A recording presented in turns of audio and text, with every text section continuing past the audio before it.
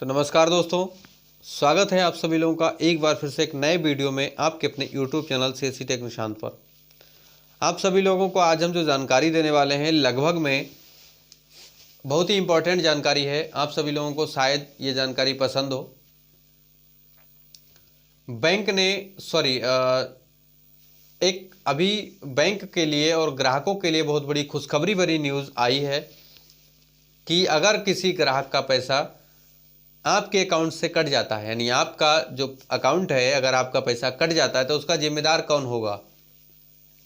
ये तो सबसे बड़ा सवाल सबसे पहले था। क्यों? क्योंकि ग्राहक का पैसा जब कटता था तो बैंक वाले भी कह देते थे कि भाई आपका पैसा कटा है, इससे हमें कोई लेना देना नहीं है। कैसे कटा है इसके बारे में आपको खुद छानबीन करनी पड़ेगी, आप खुद FIR कराइए, चाहे आप कुछ भी कीजिए, आप जानिए, आपका काम जाने। बैंक इस प्रकार से कह देता है। लेकिन अब ये प्रॉब्लम यहाँ से कुछ हद तक सॉल्व करने की कोशिश की गई है कि कस्टमर को परेशान ना किया जाए। अब आगे क्या होता है इसके बारे में आपको आगे न्यूज़ में बताएंगे। किस प्रकार की न्यूज़ है, उसमें आपको क्या बताया गया है। अगर किसी ग्राहक का पैसा या तो अकाउंट हैक कर लिया जाता है या अकाउंट से पैसा किसी प्रकार से काट लिया जाता है या धोखाधड़ी कर दी जाती है तो उसमें जिम्मेदारी किसकी रहेगी, ये सब कुछ आपको आगे वीडियो में पता चलेगा। सभी लोग हमारे चैनल पर बने रहिएगा। आप जो वीडियो देख रहे हैं आपके लिए बहुत ही इंपॉर्टेंट है। चाहे आप BC सखी हो, चाहे आप BC हो, चाहे आप ग्राहक हो, किसी बैंक के ग्राहक हो, आप सभी लोगों के लिए इंपॉर्टेंट जानकारी है। अगर ये जानकारी आपको नहीं पता है, अगर आप नहीं जानना चाहेंगे तो आगे भविष्य में हो सकता है आपको प्रॉब्लम झेलनी पड़े।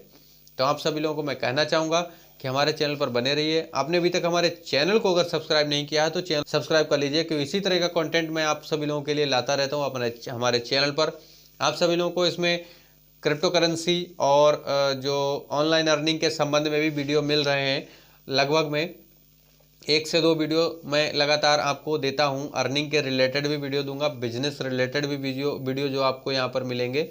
लेकिन मैं आप सभी लोगों को जो मेन पर्पस हमारा जो चैनल है उसका भी वीडियो आपको मिलता रहेगा। तो चलिए हम आपको लेकर के चलते हैं उस जानकारी की तरफ।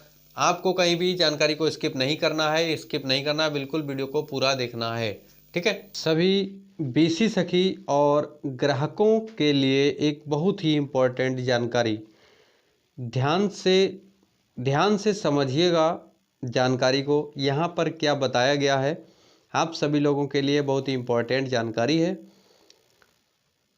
सबसे पहले हम आपको बता देते हैं कि आप महत्वपूर्ण जानकारी क्या है। आपके खाते में जमा राशि की सुरक्षा बैंक की जिम्मेदारी है, ये आपको पता होना चाहिए। अगर आपके खाते से धोखाधड़ी करके पैसे निकाले जाते हैं तो बैंक को देना होगा वापस। राष्ट्रीय उपभोक्ता आयोग का फैसला, खाते से पैसे गए तो बैंक होगा जिम्मेदार। यहाँ पर पूरी जानकारी समझिए क्या है और जो बताया गया है क्या ये सही है। अगर आपका खाता किसी प्रकार से आपके बैंक से हैक कर लिया जाता है या पैसा आपके अकाउंट से कट जाता है या काट लिया जाता है या चोरी कर लिया जाता है तो उसका जिम्मेदार कौन है, ये आपको पता होना चाहिए। कौन जिम्मेदार रहेगा ये हम आपको आगे बताते हैं। राष्ट्रीय उपभोक्ता आयोग का फैसला आया है कि हैकर्स किसी के खाते से रुपए गायब कर दें तो बैंक जिम्मेदार होगा, ग्राहक नहीं। अब डिटेल के साथ हम आपको बताएंगे इसमें पूरी प्रक्रिया क्या है और इसके अंदर जो लिखा गया है उसको भी समझना जरूरी है।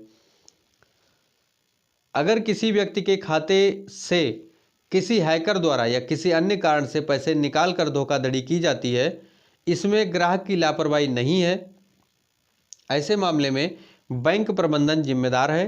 राष्ट्रीय उपभोक्ता विवाद निवारण आयोग ने इस संदर्भ में एक अहम फैसला सुनाया है। आयोग के जज भी विश्वनाथ ने क्रेडिट कार्ड की हैकिंग की वजह से एक NRI महिला से हुई धोखाधड़ी के मामले में बैंक प्रबंधन को जिम्मेदार ठहराया है। आयोग ने HDFC बैंक द्वारा दायर याचिका को खारिज करते हुए आदेश दिया कि पीड़ित महिला को 6,110 अमेरिकी डॉलर तकरीबन 4.46 लाख रुपए 12% वार्षिक ब्याज के साथ वापस लौटाए।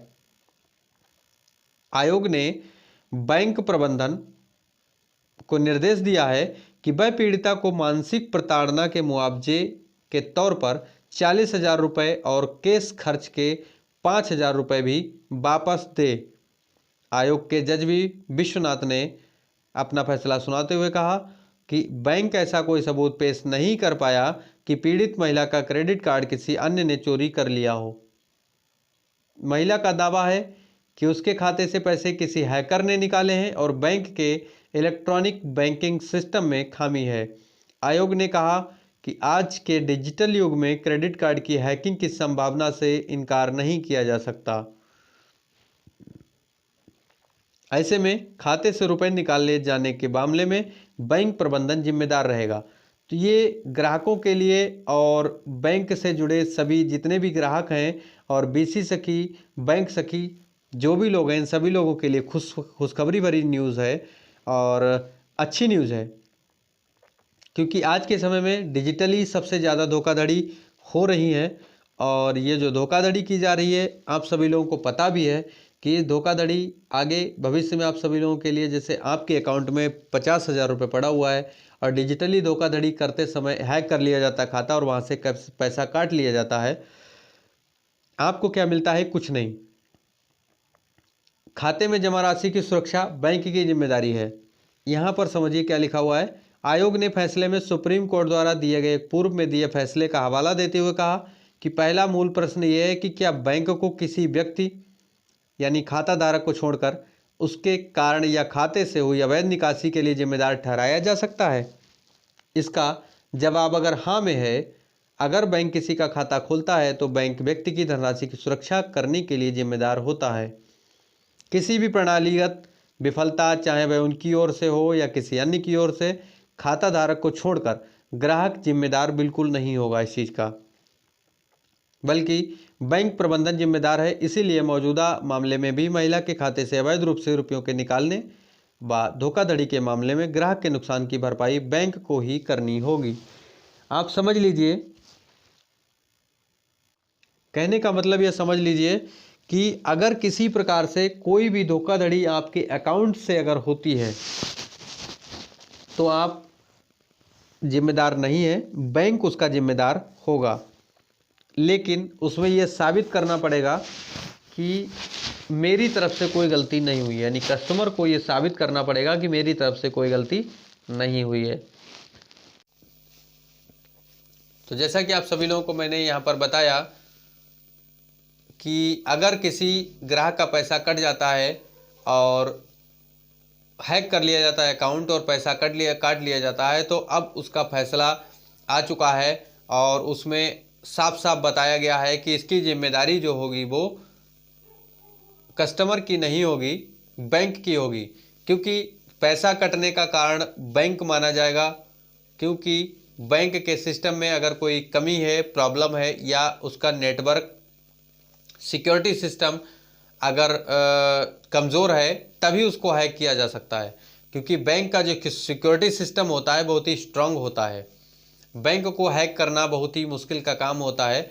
इसीलिए जो है हैकर, लेकिन फिर भी हैकर लोग जो होते हैं वो हैक कर लेते हैं इसको। तो आप सभी लोगों को ये जानकर बहुत बड़ी खुशी होगी कि अब आपको ज़्यादा परेशान होने की आवश्यकता नहीं होगी। कि अगर कभी बाई चांस आपका अकाउंट हैक हो जाता है और उसमें आपका पैसा कट जाता है, तब आपको पैसा वो बैंक की तरफ से वापस दिया जाएगा, उसकी जिम्मेदारी बैंक की होगी। ठीक है। और दूसरी चीज़, आपको एक चीज़ बता दूं कि इसमें एक शर्त ये रहेगी कि आपको ये बताना पड़ेगा, आपको मतलब साबित करना पड़ेगा कि मेरी तरफ से ये पैसा नहीं कटवाया गया है। मतलब जैसे आपने देखा होगा किसी लिंक के माध्यम से या OTP के माध्यम से आपको कॉल आता है और बताया जाता है कि भैया आपको OTP बता देना है, आपके लिए ये अकाउंट जो है आपका एक्टिव करना है, या आपका ATM एक्टिव करना है, या आपका इस बैंक का ATM है ये ब्लॉक हो जाएगा, आपका इतना समय पूरा हो चुका है। कई तरह के फ्रॉड कॉल आते हैं, आपको पता होना चाहिए, आपके पास भी आया होगा अगर इस तरह का कोई फ्रॉड कॉल आया है। दूसरी चीज़ मैंने एक देखी है कि यहाँ पर कुछ हैक जो फ्रॉड करने वाले होते हैं वो क्या करते हैं कि आपको एक लिंक भेजते हैं, उस लिंक पर कहेंगे कि आप इसको क्लिक कीजिए।